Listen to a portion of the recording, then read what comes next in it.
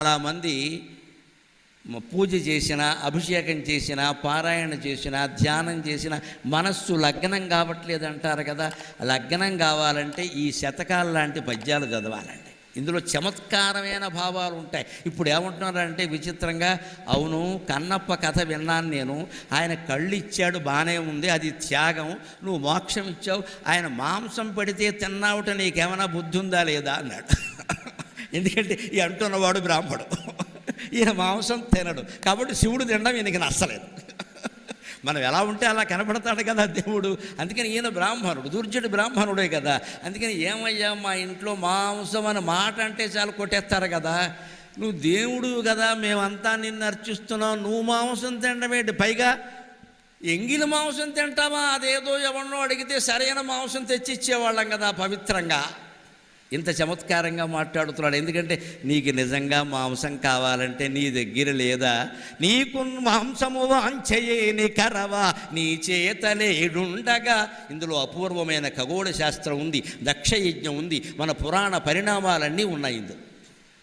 నీకు మాంసము వాంఛయేని కరవా నీ చేతలేడుండగా జోకైనట్టి కుఠారముండ అనలజ్యోతుండ నీరుండగా.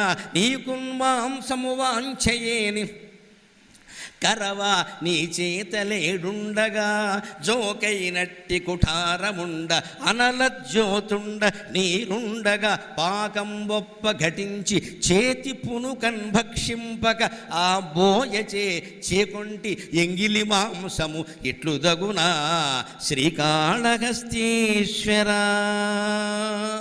దీన్ని ఒక రకంగా ఆక్షేపణ అంటారు. ఆక్షేపించాలనుంది మీకు, ఆడపడుచుని, మరదల్ని, విజయంకుడిని, విజయపురాలని ఆక్షేపించకండి, దేవుణ్ణి ఆక్షేపించండి.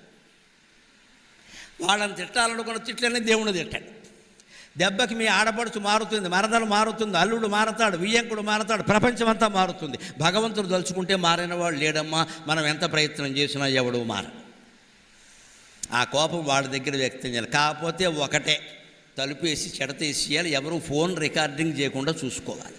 లేకపోతే ఇది వాళ్ళకి వెళ్ళిపోతుంది, గొడవ అయిపోతుంది. దేవుడి దగ్గర కూర్చున్నాను తిట్టావా అంట.